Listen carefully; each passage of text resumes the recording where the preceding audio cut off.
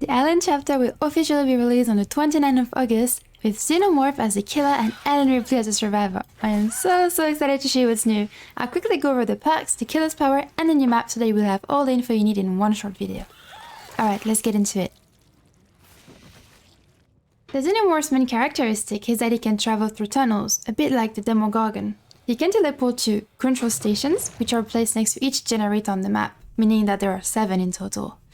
But unlike the Demogorgon, the control stations cannot be closed by the survivors. Whilst in the tunnels, the killer runs faster and he also has a reduced cooldown time on his ability. He can also hear the survivors while traveling through it, and he's even got add-ons to amplify it. The tunnels are also really easy to navigate. All you need to do is press Ctrl on the station that you want to reach, and you will see a highlighted track that will show you the quickest way there. Then, when the killer comes out, his killer instinct activates and the survivors nearby will be revealed with a red symbol on them. Now, his passive ability is called Runner Mode, although I like to call it Doggo Mode as he goes on all fours and looks just like a space dog. Anyways, when his ability is active, which is at all times unless he's on cooldown, his throw radius shrinks significantly, which makes him stealthier.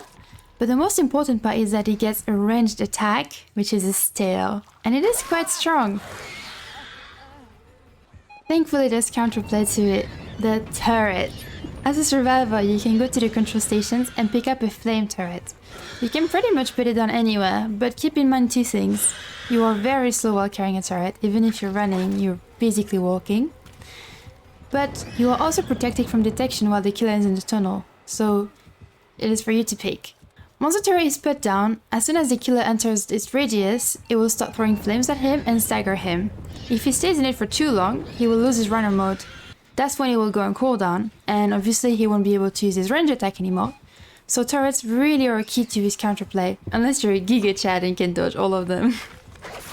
Then, once the turret has deactivated the killer's power, it becomes overheated and survivors need to repair it. On the killer's side, he can either destroy them with a basic attack, or deactivate them briefly by teleporting. So that covers the killer. Now let me show you the map.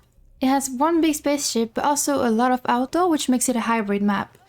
And I just wanted to point out also not to use this window on the ship, as it is a dead end and the killer will just end up catching up to you, so don't make the same mistake as I did. Finally, let's do a super quick review of the Xenomorph Perks. So first of all, we have Rapid Brutality. You cannot get blood loss anymore, but when you hit a survivor with a basic attack, you get 5% haste for 10 seconds. Then, we have Alien Instinct. When you hit a survivor, you see the aura of the injured survivor that's the furthest from you for 5 seconds. And that survivor also becomes oblivious for 20 seconds.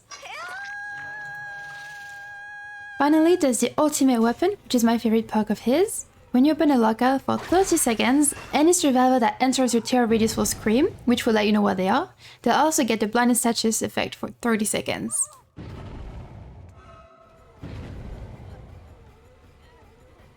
And lastly, let's check Ellen Ripley's perks. So there is Chemical Trap. After repairing half of a generator, you get a pallet trap, which lasts 2 minutes once you have set it onto a pallet, and all survivors can see the aura of the trap pallet.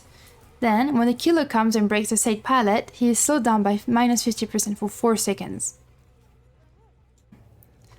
Next is Light-Footed. When you're healthy, your footsteps are completely silent, but the perk goes on cooldown if you fast vault. And then Lucky Star. When you hide in a lockout, you leave no pools of blood and make no noises for 10 seconds. And when you come out, you see the auras of all survivors and the aura of the gen closest to you. I'm going to end this video by showing you his stooping add-ons so that you are not caught off guard. Acidic Blood. If you pallet stun the killer within 20 seconds of him exiting a tunnel, you become injured, and if you're already injured, then you get deep wound and you will need to mend. Improvise Cataprode. During the next 15 seconds after a generator was completed, any survivor near your control station will scream and reveal the aura to the killer. Alright, that's the new chapter wrapped up. Thanks for listening. I have gameplay coming soon, so make sure you follow. It will mean a lot. Take care.